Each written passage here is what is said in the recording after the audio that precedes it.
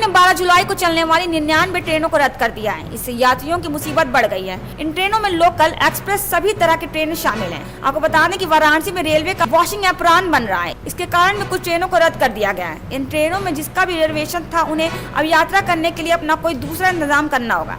Railway train रद्द करने के बाद यात्रा की कोई दूसरी सुविधा नहीं देता है। हाँ, ट्रेन रद्द होने की स्थिति में रेलवे टिकट का पूरा पैसा वापस करता है।